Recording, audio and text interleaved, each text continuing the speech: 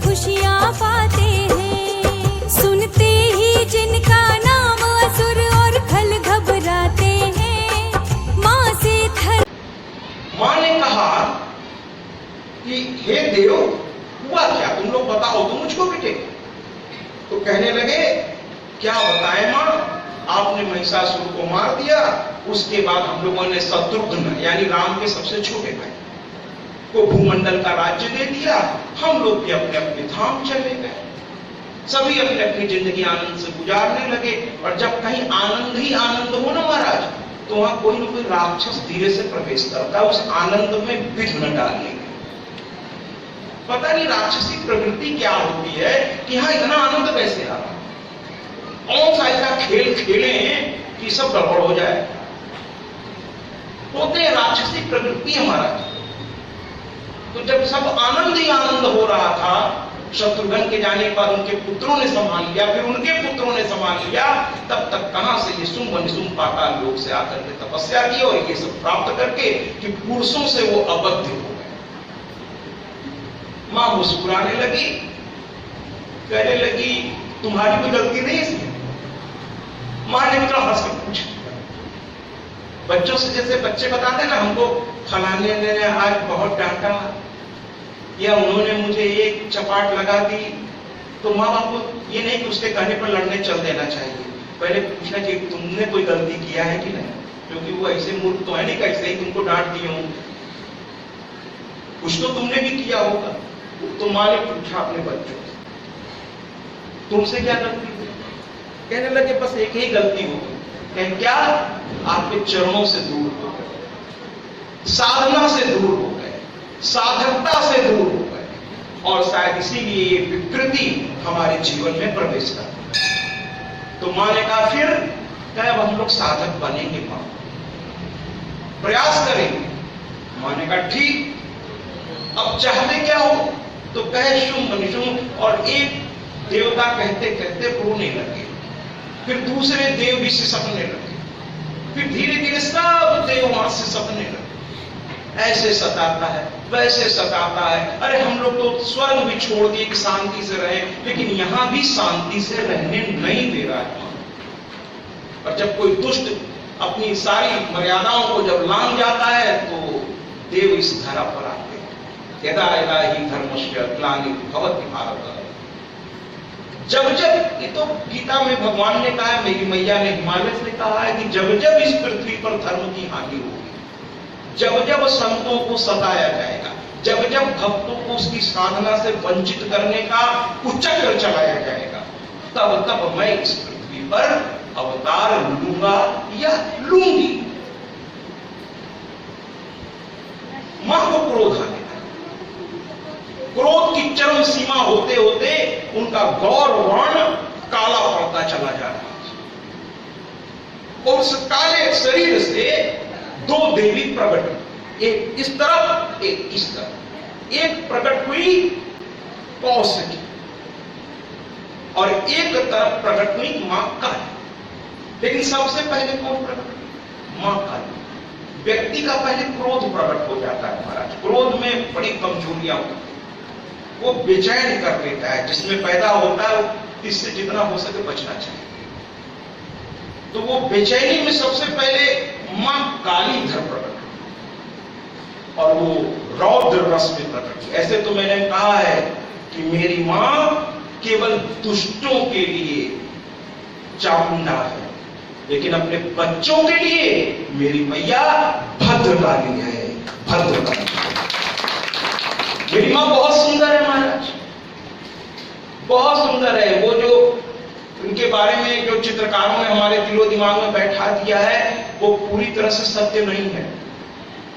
कि काली का मतलब आपको लगता है कि मुंडों की माला, जीभ हमेशा निकला हुआ, आंखें एकदम लाल लाल, कटार और खप्पर, ये आपके मन में हमारे चित्रकारों ने बैठा रखा। लेकिन मेरी मैया का ये जो स्वरूप आप सोच रहे हैं, ये परिस्थिति के अनुसार ये स्वरूप लेती है।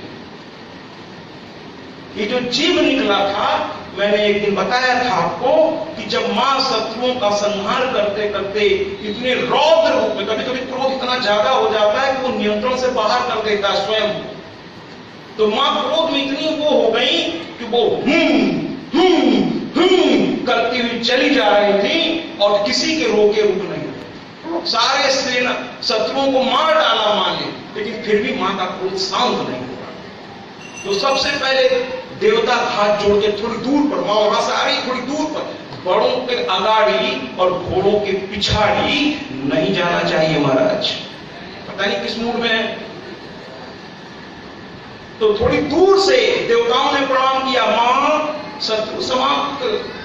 ये एक अलग घटना है, लेकिन मैं आपको बताना चाहता हूं आज मैं मां काली के बारे में जो कुछ भ्रम आप लोगों के बीच फैला है, मैं क्या बताऊंगा, ये सब उनकी कृपा है।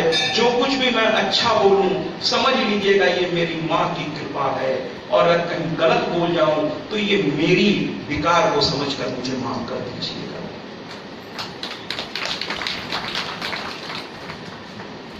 तो मेरी मां एकदम क्रोध में थी और चली जा रही है। देवताओं ने कहा भैया शांत हो जाओ, मां हम आपके बच्चे, शत्रु गए खत्म, लेकिन मां नहीं शांत हो रही। ये अलग घटना है, इस घटना को सुमोनित रूप से नहीं जोड़िएगा। केवल वो जीव क्यों निकला, मैं उसके वर्णन के लिए इस घटना को ले आया।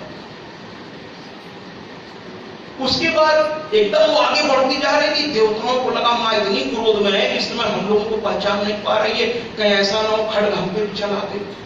देवता भाग चले, अंदर ध्यान हो गए। फिर कहे इंद्र से कहे महाराज आप तो राजा है, आप जाइए, आपको पहचान जाएंगी मां, हम लोग तो बहुत ढेर सारे हैं, तो हो सकता है भीड़ में मां ना पहचान पाई हो। इंद्र ने कहा ऐसा कुछ नहीं है, मां सब जानती है, चलो मैं चला। इंद्र गए, कहने लगे मां मैं पहचान नहीं, वो आगे बढ़ती गई, करते हुए आगे पूरा ब्रह्मांड हिल रहा है। उनकी क्रोध के एक एक पैर जब वो रख रही हैं तो पूरा ब्रह्मांड हिल रहा है, लग रहा प्रलय आ जाए। उसके बाद फिर नारायण को भेजा गया, उन्होंने भी हाथ जोड़ा, मां ने उनकी भी नहीं सुनी। फिर ब्रह्मा जी, मान एक एक करके सीनियर से आते जा, फिर ब्रह्मा जी नहीं सुना। अब अंत में बारी आई कि देवों के देव महादेव को बुलाया। महादेव से कहा गया गौरा रूप में और काली रूप में, ये आपकी धर्म पत्नी भी है महाराज, महाकाल की पत्नी है महाकाली, और गौरा रूप में शिव की। तो कहें अब जब किसी की बात ये नहीं सुन रही है तो पति की बात तो जरूर सुनेंगे। सनातन संस्कृति है कि पति की बात को लगभग हर पत्नी सुन लेती है।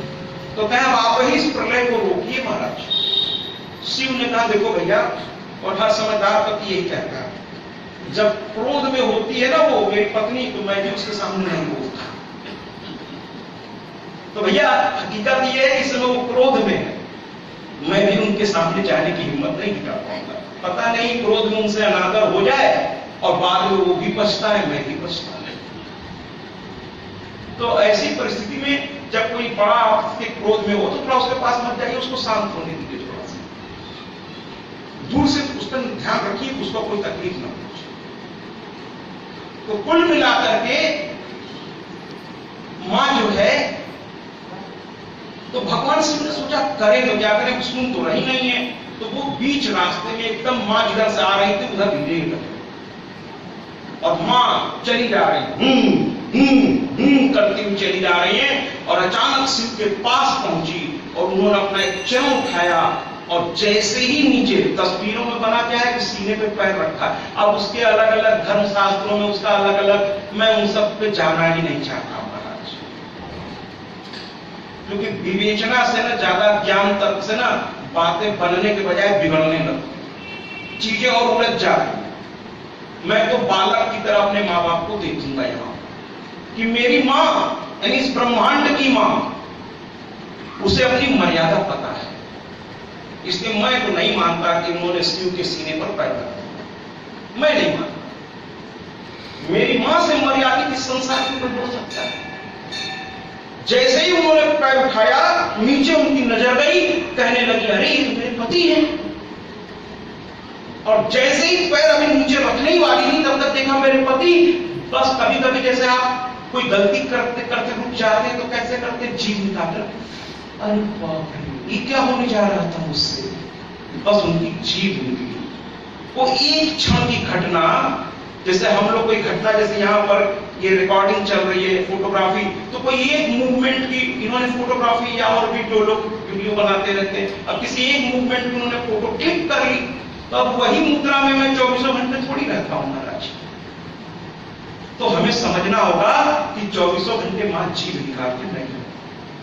आप आधा घंटा बैठ के देखो ना, नहीं बैठ पाओगे, तो फिर मां से आपके वही सब। और हमेशा वो मुंडों का माला भी नहीं पहने रहती। अरे मेरी मां तो पवित्रता की परम मूर्ति है, मेरी मां पवित्रता की परम मूर्ति है। और मैं तो अपनी मां के लिए, मुझे जब वो भद्रकाली स्वरूप में अपने आसन पर बैठती है, तो मेरी मां का हर स्वरूप मुझे बहुत, जब वो महिषासुरमर्दिनी के रूप में आई थी, तब भी मैंने कहा था कि मां तुम कितनी सुंदर हो।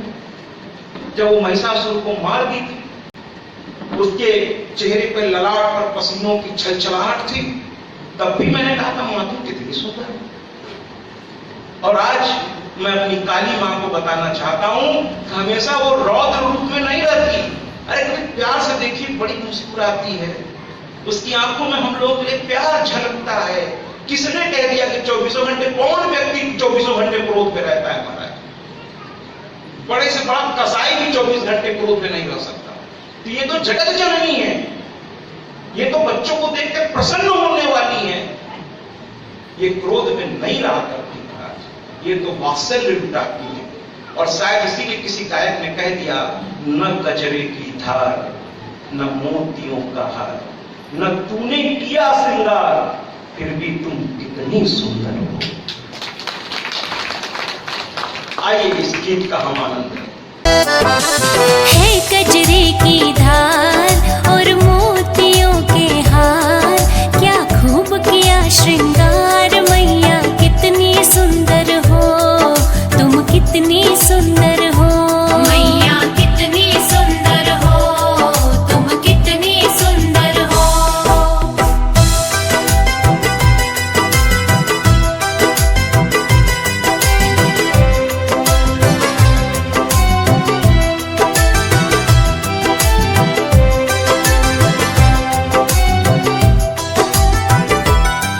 तेरे माथे पे बिंदिया सोहे, तेरे मांग सिंदूर भी सोहे, तेरे माथे पे बिंदिया सोहे, तेरे मांग सिंदूर भी सोहे, तेरी बिंदिया तेरा सिंदूर, तेरी बिंदिया तेरा सिंदूर, मैं देखूं बारंबार। है गजरे की धार और मोतियों के हार, क्या खूब किया श्रृंगार, मैया कितनी सुंदर हो, मैया कितनी सुंदर हो, तुम कितनी सुंदर हो।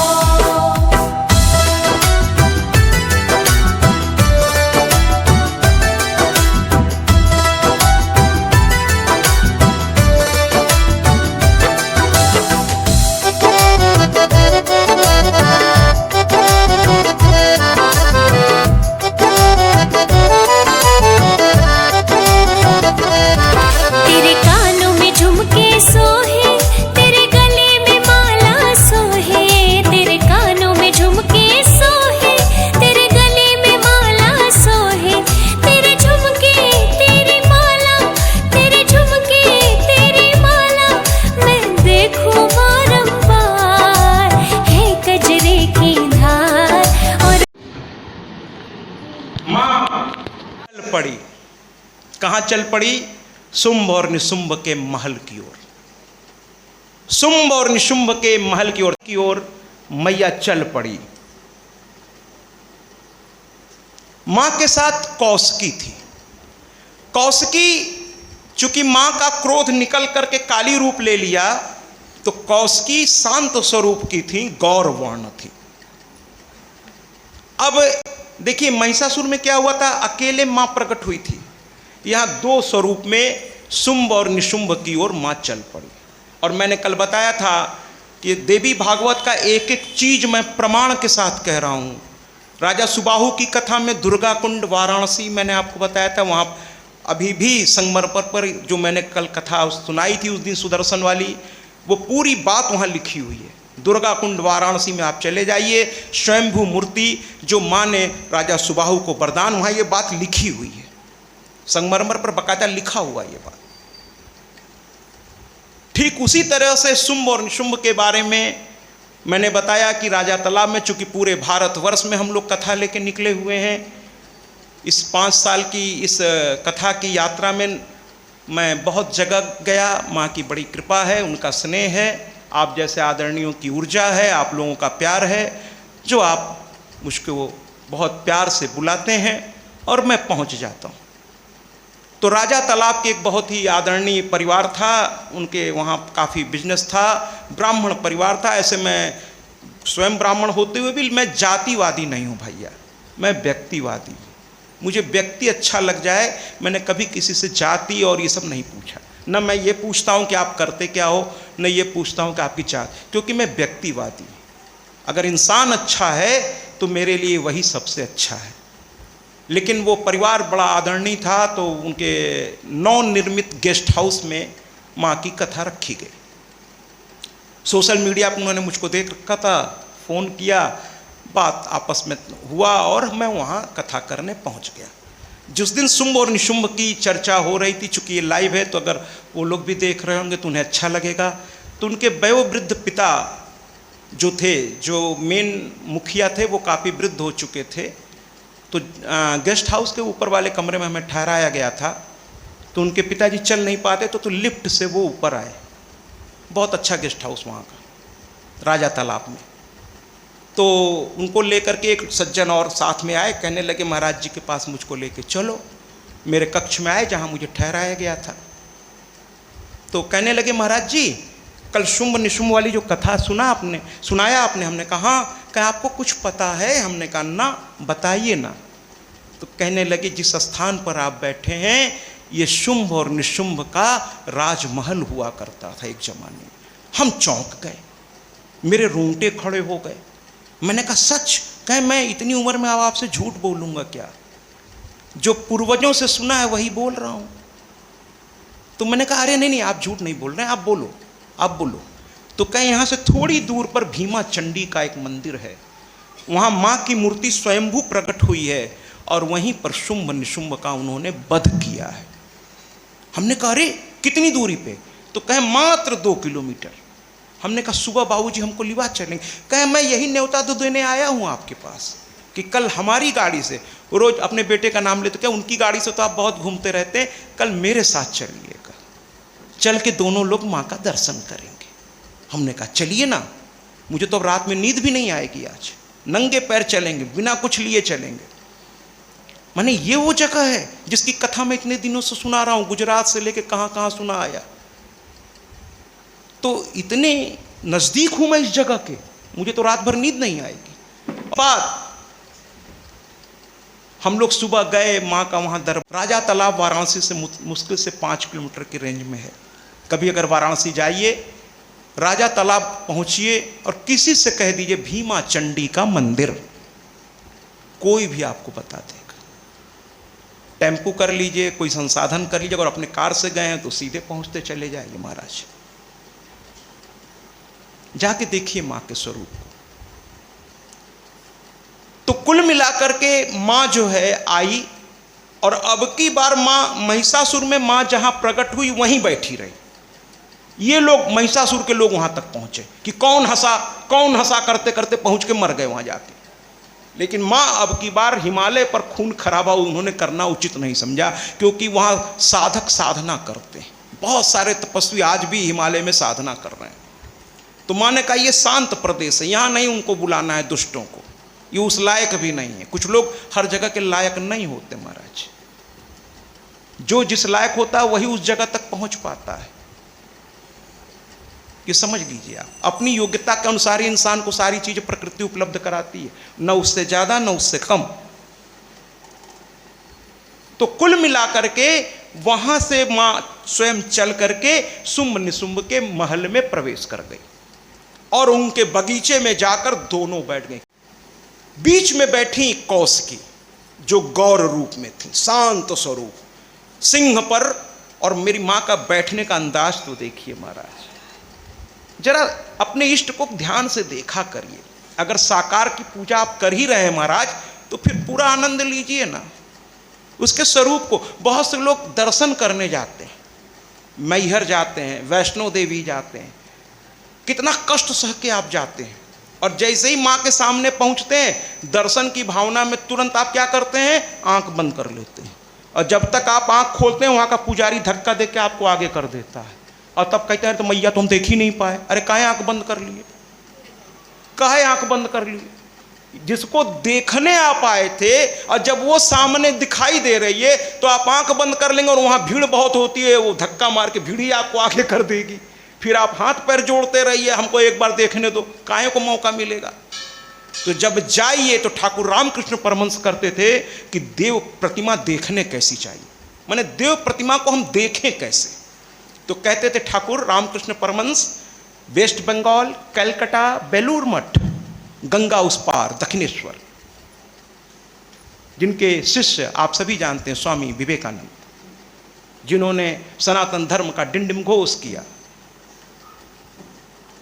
तो वो कहते थे कि देव प्रतिमा कैसे देखिए, तो कहते हैं कि पैर के नाखून से देखना शुरू, बड़ों को पहले चरण देखिए और फिर नख से लेकर सिख तक एक झलक में तेजी से। तो वहाँ इतना समय नहीं है कि आप बहुत देर तक देखेंगे, पीछे वाले धक्का दे के आपको आगे करते हैं, आगे बढ़िए। वहाँ के पुजारी भी कहते हैं चूंकि भीड़ बहुत होती है बड़े जगहों पर, ऐसे तो हर स्थान बड़ा है, तो कहते भैया आगे बढ़िए, आगे बढ़िए, आगे बढ़िए। तो एक झलक तेजी से देखिए, और अंतिम समय उनके चेहरे को ऐसा अपने आंखों से हृदय में बसा लीजिए, ऐसे तो हृदय में वो स्वयं है, माँ तो जर्रे जर्रे में है।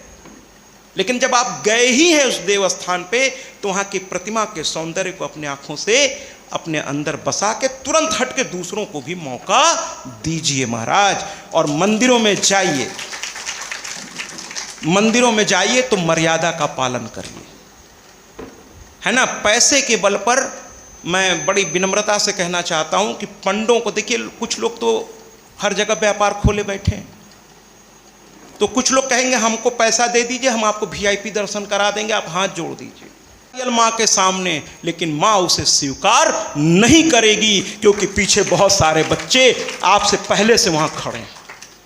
इसलिए अपने बारी का वहां शांति से इंतजार करिए। वो धक्का जो वहां खा लेगा, उसे भौतिकवादी धक्के क्या हिला पाएंगे महाराज, क्या हिला पाएंगे। तो कुल मिला करके हर मंदिर की अपनी एक मर्यादा है। यहां पर मां बैठ गई और बगल में मां काली भी अपना आसन लगा ली, और जब दोनों मां बैठ गई तो थोड़ी स्तुति तो बनती है भैया। आइए ना, मेरी मां बैठ गई है ना, तो थोड़ी स्तुति तो बनती है हमारी। तो जो स्तुति कल हम लोगों ने थोड़ी शुरू की, लेकिन समयाभाव के चलते 4-6 लाइन में, आज भी थोड़ा स्तुति बहुत लंबी, उतनी लंबी लेके नहीं चलूँगा क्योंकि कथा बहुत है, लेकिन माँ की स्तुति कर लें क्योंकि माँ हमारी विराजमान हो गई। आइए सुनते हैं काली स्तुति, तालियों से इस स्तुति में साथ दीजिए। देवताओं ने भी की थी, आपको भी ये सौभाग्य माँ की कृपा से प्राप्त हुआ, इसका पूरा आनंद लीजिएगा तालियों के साथ।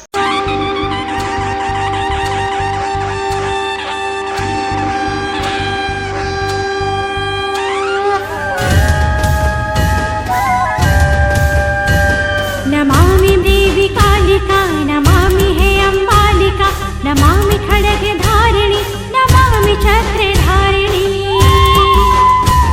नमामि महिषमर्दिनी, नमामि शस्त्रकेधनी, नमामि विश्वमोहिनी, नमामि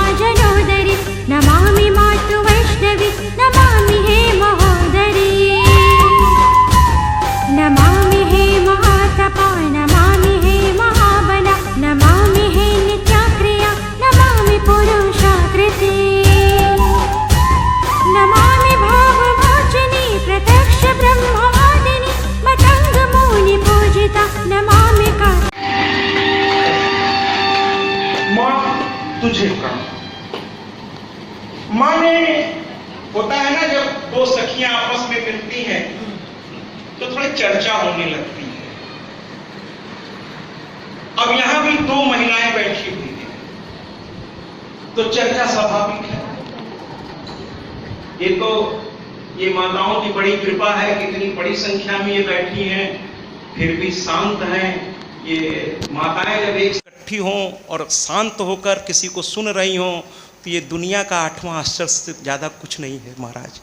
ये इनकी करुणा है, मुझ पर इनका स्नेह है कि जानती हैं कि ये महाराज जी जो है बेचारे एक हड्डी के तो हैं, इनको सताना ठीक नहीं। अगर हम लोग शोर करेंगे तो महाराज जी कथा कैसे करेंगे। तो ये मेरी माताएं मुझ पर करुणा करती हैं, मुझे शांत रहकर वो माहौल देती हैं जिससे मैं इस कथा को ठीक से आप तक पहुंचा पाता हूं। वरना जब भी 2 या 3 या 4 माताएं बैठेंगी तो थोड़ी चर्चा, उनका स्वभाव है उनका। तो यहाँ पर 2 बैठी हुई हैं तो दोनों ने स्वभाव बस कहना शुरू किया, और सखी बताओ क्या हालचाल है। शुरुआत तो ऐसे होती है ना, और सुनाओ क्या हालचाल है। फिर दोनों सखियों ने, देखिए युद्ध होने वाला है, फिर भी माताएं हैं।